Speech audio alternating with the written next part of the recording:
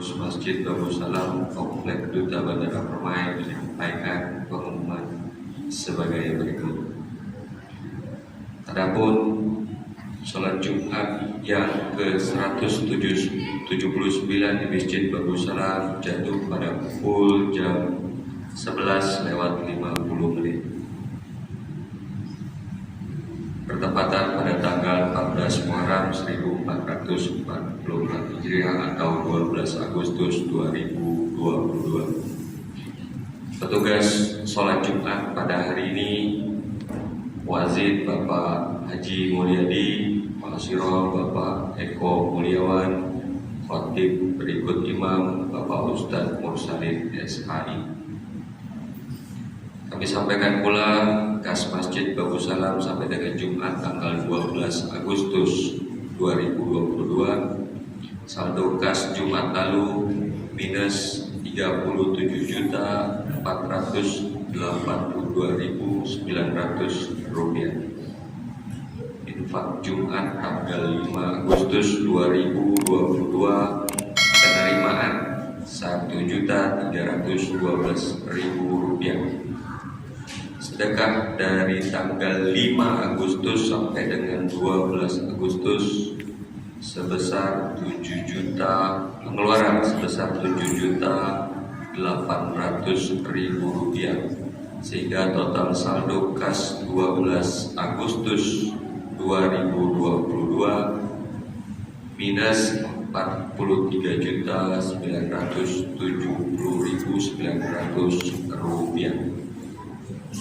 Badan kas amal kematian Darussalam sampai dengan tanggal 12 Agustus 2022 saldo BAK Jumat lalu penerimaan sebesar 31.307.000 rupiah, pengeluaran 0 sehingga saldo tetap 31.307.000 rupiah. Diharapkan kepada jamaah sholat Jumat agar mengisi saf-saf yang masih kosong di bagian depan dan yang membawa handphone agar untuk sementara disilentkan demi menambah kehusuan sholat berjamaah kita. Para jamaah sholat Jumat dimohon tidak berbicara ketika khatib sedang menyampaikan khutbah. Tenang dan diamlah agar mendapatkan rahmat dari Allah Subhanahu wa Ta'ala. Sebelum kami menutup pengumuman ini, marilah kita bersama-sama membacakan surah Al-Fatihah untuk saudara-saudari kita yang ditimpa musibah ataupun sakit. Semoga diangkat penyakitnya, dan kepada seluruh jemaah serta donatur pembangunan Masjid Darussalam diberikan kesehatan dan rezeki yang barokah serta dijauhkan dari wabah penyakit. Al-Fatihah. Demikian yang dapat kami sampaikan. Atas perhatiannya diucapkan terima kasih. Wabillahi taufiq wal hidayah. Assalamualaikum warahmatullahi wabarakatuh.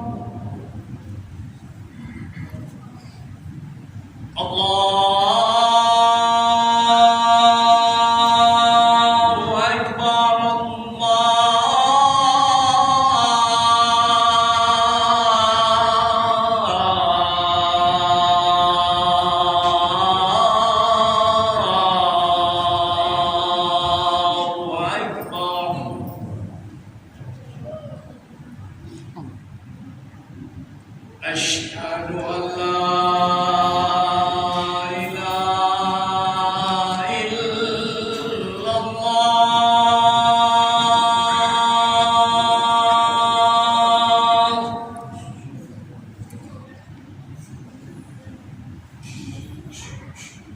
Asyhadu an la ilaha illallah.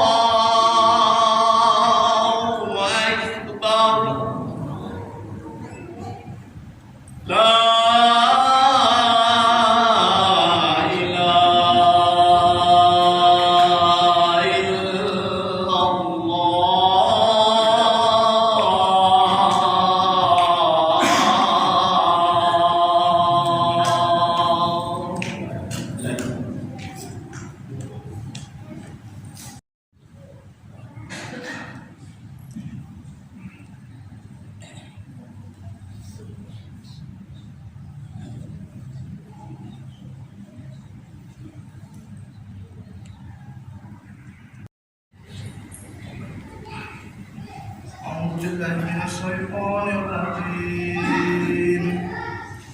بسم الله الرحمن الرحيم. إن الله وملائكته يصلون على النبي يا أيها الذين آمنوا صلوا عليه وسلموا تسليما. معاشر المسلمين جمهور المؤمنين رحمكم الله، روي عن أبي هريرة رضي الله عنه أنه قال قال رسول الله صلى الله عليه وسلم: إن يوم الجمعة سيد الأيام وحج الفقراء وعيد المساكين. الخطبة فيها مقام ركعتين من الفرض، وإذا صعد الخطيب على المنبر فلا يتكلم أحدكم، ومن يتكلم فقد غلط، ومن لغى فلا جمعة له. أنصتوا واسمعوا وأطيعوا رحمكم الله. أنصتوا واسمعوا وأطيعوا رحمكم الله. أنصتوا واسمعوا وأطيعوا رحمكم الله لعلكم ترحمون.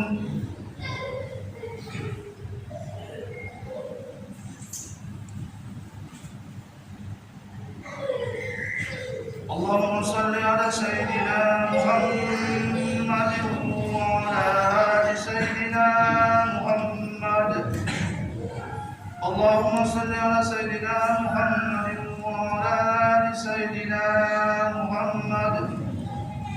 اللهم صل على سيدنا محمد وعلى آل سيدنا محمد سيد الأولين والآخرين وسلم ورضي الله تبارك وتعالى عن كل الصحابة رسول الله أجمعين.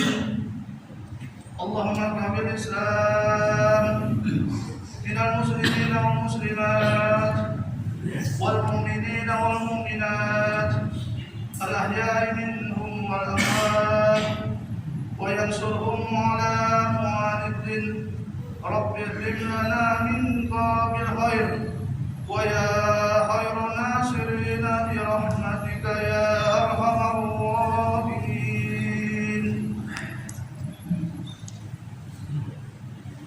السلام عليكم ورحمة الله تعالى وبركاته.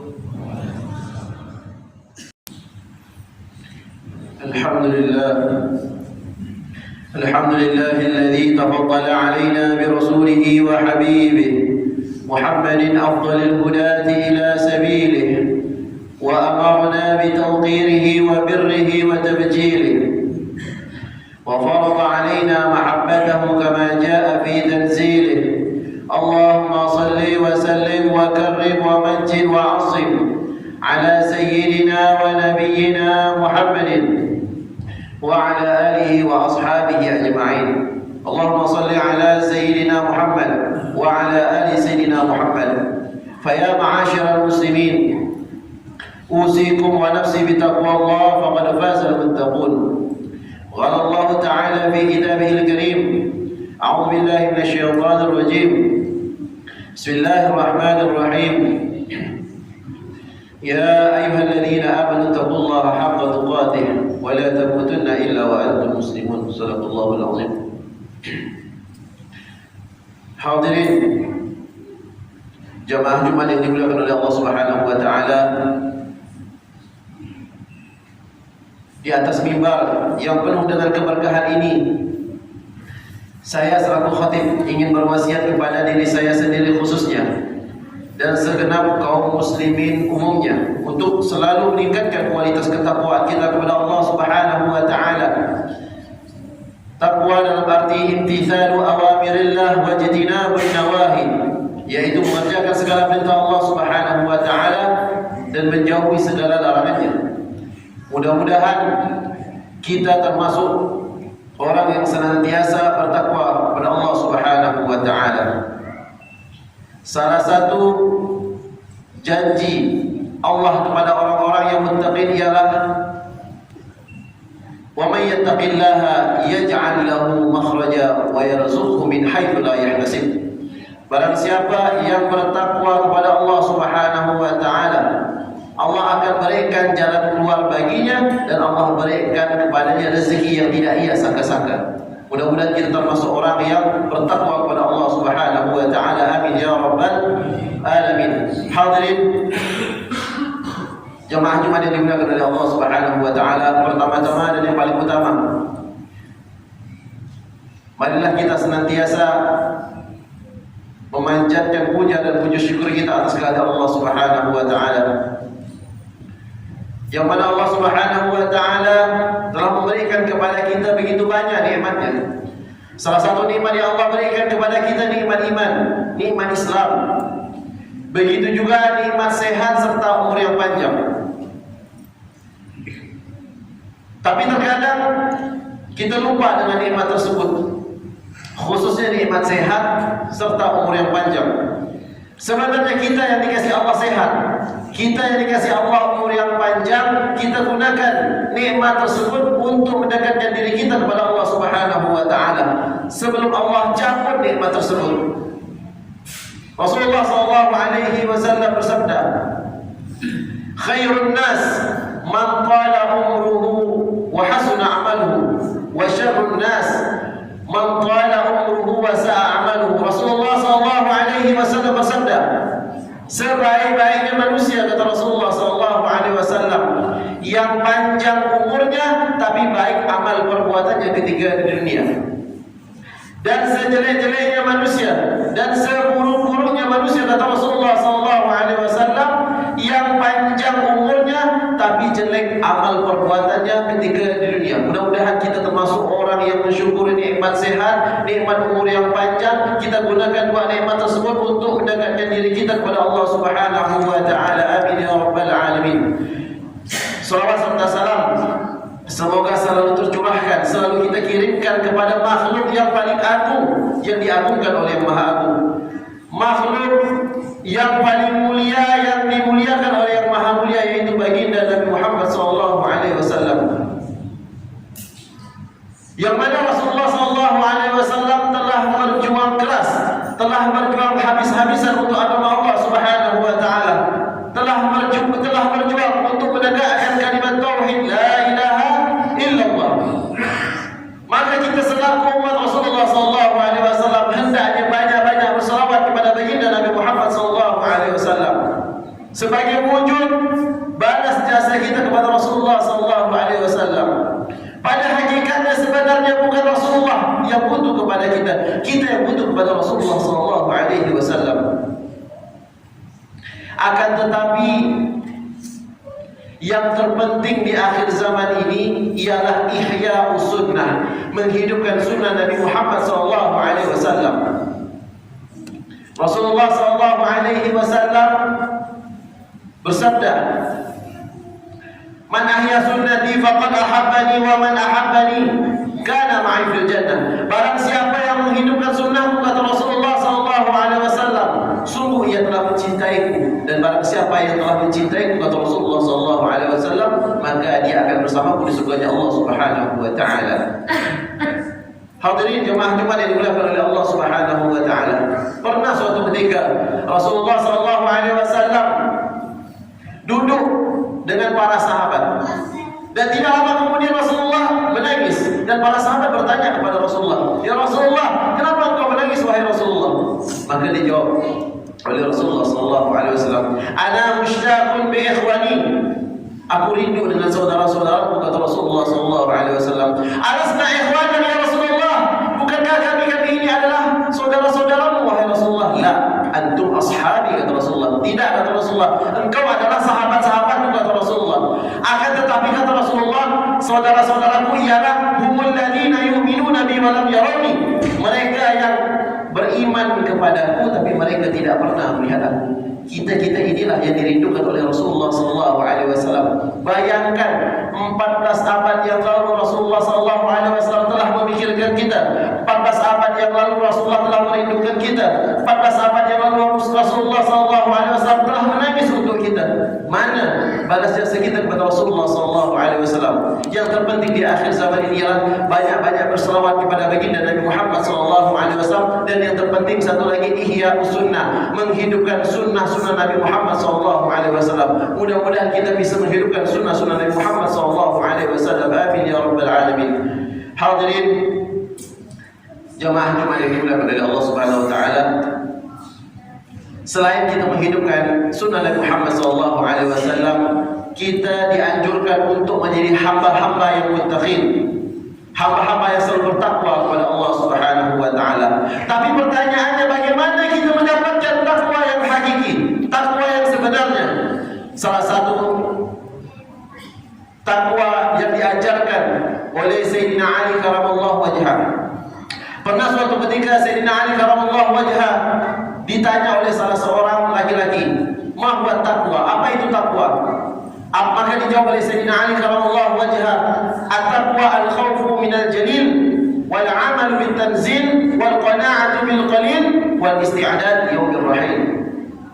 Maka Sayyidina Ali menjelaskan definisi dari takwa. Yang pertama kata Sayyidina Ali, takwa ialah al-khawfu minal jalil, takut kepada Allah Subhanahu wa taala. Maksudnya apa?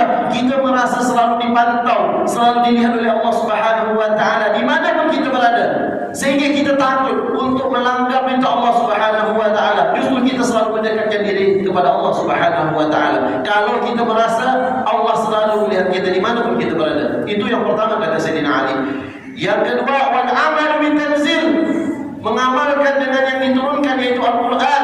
Kalau kita mengerjakan apa-apa yang diperintahkan oleh Allah Subhanahu wa taala di dalam Al-Qur'an dan menjauhi segala larangan-larangan yang ada di dalam Al-Qur'an, insyaallah kita termasuk orang-orang yang muttaqin, baik itu perintah salat, perintah zakat dan lain sebagainya. Itu yang kedua kata Sayyidina Ali. Dan yang ketiga, wal qana'atu bil qalil, menerima dengan yang sedikit, tidak tamak. Berapapun rezeki yang Allah kasih untuk kita, kita syukuri. Jangan terbesit terfikir di otak kita pengen korupsi dan lain sebagainya. Berapapun Allah berikan rezeki kepada kita, kita syukuri. Allah Subhanahu wa taala berfirman, "La in syakartum la azidannakum wa la in kafartum inna 'adzabi lasyadid." Jika engkau mensyukuri nikmatku, kata Allah Subhanahu wa taala, maka akan aku tambah nikmat tersebut. Tapi sebaliknya kata Allah Subhanahu wa taala, jika engkau kufur atas nikmatku, kata Allah, inna 'adzabi lasyadid, maka sungguhnya azabku sangat pedih, kata Allah Subhanahu wa taala. Hadirin jamaah Jumat yang dimuliakan oleh Allah Subhanahu wa taala, kita jangan terlalu berambisi untuk urusan dunia. Ketahuilah bahwasanya urusan dunia, bahwasanya dunia itu tidak memberikan apa-apa untuk kita. Akan tetapi yang menjadi bekal kita nanti adalah amal perbuatan kita. Maka kita jangan terlalu berlebihan untuk urusan dunia. Ada salah satu cerita menarik yang insya-Allah mudah-mudahan memberikan faedah bagi kita semua, yaitu dikisahkan di zaman Khalifah Harun al-Rashid. Khalifah Harun al-Rashid salah seorang pemimpin yang sangat bijaksana. Suatu ketika Khalifah Harun al-Rashid meminta didatangkan seorang syekh, seorang yang alim, karena beliau pengen dimintai nasihat. Itu hebatnya pemimpin-pemimpin terdahulu, Pak. Mereka minta masukan bagaimana bisa memimpin rakyat-rakyat mereka. Apabila suatu ketika Khalifah Harun al-Rashid meminta masukan, meminta nasihat kepada salah seorang yang alim di zamannya pada saat itu, maka didatangkanlah seorang yang alim, seorang syekh di zamannya pada saat itu. Maka ketika syekh dan Khalifah Harun al-Rashid saling berhadapan, Khalifah Harun al-Rashid mengatakan kepada syekh tersebut, "Wahai syekh, berikan aku nasihat, berikan aku nasihat."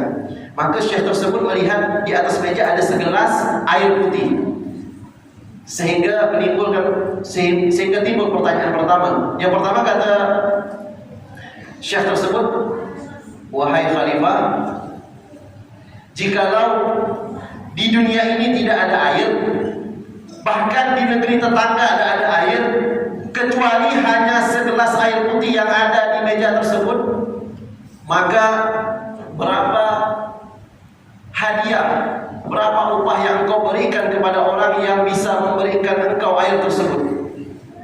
Maka dijawab oleh Khalifah Harun al-Rashid, "Maka akan aku berikan setengah harta kerajaanku dan setengah harta pribadiku." Maka syekh tersebut mempersilakan Khalifah Harun al-Rashid untuk meminum air tersebut. Setelah air tersebut diminum oleh Khalifah Harun al-Rashid, maka syekh tersebut memberikan pertanyaan yang kedua, "Wahai Khalifah, air yang barusan engkau minum, jika menyebabkan perut engkau kembung sehingga engkau tidak bisa buang air kecil, tidak bisa buang air besar, engkau telah berobat ke sana kemari, ke tabib, ke dokter dan lain sebagainya, berapa upah hadiah yang engkau berikan kepada orang yang bisa menyembuhkanmu?" Maka dijawab oleh Khalifah Harun al-Rashid, "Maka akan aku berikan sisa harta pribadiku dan sisa harta kerajaanku." Subhanallah. Apa kata syekh tersebut? "Wahai Khalifah Harun al-Rashid, ketahuilah, sesungguhnya kekayaanmu, jabatanmu, kekuasaanmu tidak lebih mahal dari segelas air putih." Subhanallah, habis harta syekh tersebut, habis harta Khalifah Harun al-Rashid, sebab Allah puji dengan sakit tersebut. Itu menunjukkan kepada kita bahwasanya dunia itu tidak memberikan apa-apa kepada kita. Gampang kalau Allah mau menghabiskan dunia itu. Maka dari itu jangan kita terlalu berambisi. Kita butuh kepada dunia, tapi jangan terlalu berlebihan. Dan yang terakhir, kata Ali Sayyidina Ali karamallahu wajhah, definisi dari takwa ialah isti'adad yaumir rahil, bersiap-siap dengan yang namanya kematian. Kullu nafsin dha'iqatul maut, setiap yang bernyawa pasti akan merasakan yang namanya kematian. Kita lihat beberapa tahun kemarin, setahun, 2 tahun kemarin, kita dihebohkan dengan yang namanya COVID-19. di antara kita ada yang percaya dan ada yang tak percaya. Apa pun itu sebenarnya Allah mengasih tahu kita ada yang namanya al-maut, kematian. Apa pun itu. Sehingga Rasulullah SAW bersabda, "Wa kafa bil mauti wa'izan," kata Rasulullah. Cukuplah dengan orang yang meninggal di antara kita menjadi nasihat bagi kita semua. Banyak di antara kita, saudara kita, keluarga kita, tetangga-tetangga kita meninggal, baik itu gara-gara COVID dan lain sebagainya, itu teguran untuk kita, peringatan untuk kita. Sebagaimana sehingga kita yang masih diberikan Allah sehat, yang mana kita masih diberikan Allah umur yang panjang, kita gunakan nikmat tersebut untuk beribadah kepada Allah Subhanahu wa taala. Sebelum Allah cabut nikmat tersebut, sebelum Allah beri penyakit dan Allah cabut umur tersebut, maka kita yang masih sehat walafiat gunakan untuk beribadah. Ya, kalau kemarin kita masih malas solat qobliyah ba'diyah, mulai sekarang kita solat qobliyah ba'diyah. Kalau kemarin kita baca Quran hanya di bulan Ramadan, mulai sekarang kita baca Quran dan lain sebagainya. Sebagai wujud rasa syukur kita kepada Allah Subhanahu wa taala. Amin amin ya rabbal alamin. Mudah-mudahan kita memohon ampun kepada Allah Subhanahu wa taala. Mudah-mudahan dosa-dosa kita diampuni oleh Allah Subhanahu wa taala, dan juga kita memohon kepada Allah mudah-mudahan dosa kedua orang kita diampuni oleh Allah Subhanahu wa taala, dosa-dosa keluarga kita diampuni oleh Allah Subhanahu wa taala, dan juga kita memohon kepada Allah Subhanahu wa taala mudah-mudahan nanti kita bisa berkumpul bersama baginda Nabi Muhammad sallallahu alaihi wasallam di dalam surga. Amin ya rabbal alamin. إن أحسن الكلام كلام الله الملك العلام، والله سبحانه وتعالى يقول: وبقوله يهتدي المهتدون، وإذا قرئ القرآن فاستمعوا له وأنصتوا لعلكم ترحمون. أعوذ بالله من الشيطان الرجيم. بسم الله الرحمن الرحيم. والعصر إن الإنسان لفي خسر إلا الذين آمنوا وعملوا الصالحات وتواصوا بالحق وتواصوا بالصبر. بارك الله لي ولكم في القرآن العظيم، ونفعني وإياكم بما فيه من الآيات والذكر الحكيم، وتقبل مني ومنكم تلاوته إنه هو السميع العليم. أقول قولي هذا وأستغفر الله العظيم لي ولكم ولسائر المسلمين، فاستغفروه من كل ذنب إنه هو الغفور الرحيم.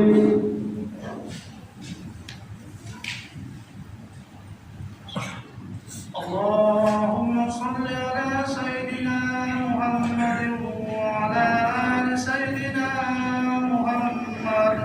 اللهم صل على سيدنا محمد وعلى آل سيدنا محمد. اللهم صل على سيدنا محمد وعلى آل سيدنا محمد.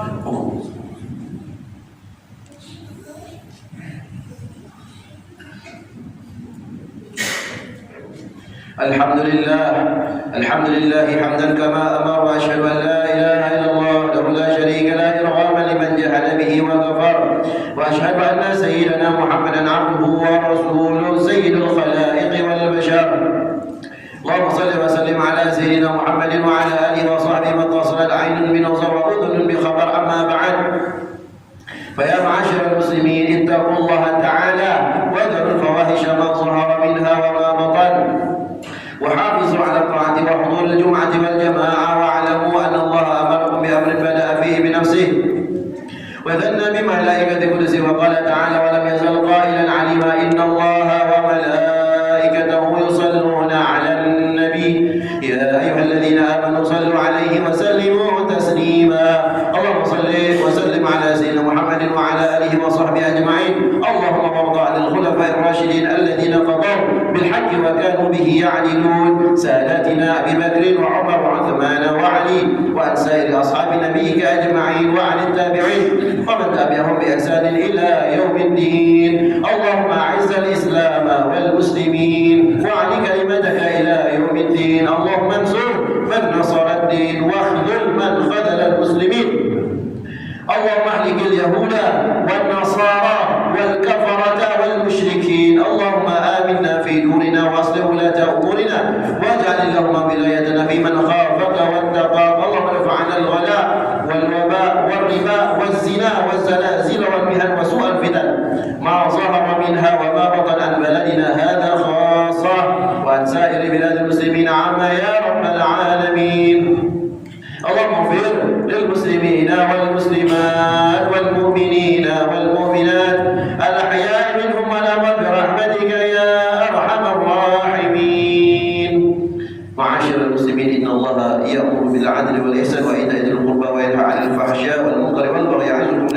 تذكرون فاذكروا الله العظيم يذكركم واشكروه على نعمه يزدكم واسأله من فضله يعطيكم ولذكر الله أكبر والله يعلم ما تصنعون أقم الصلاة.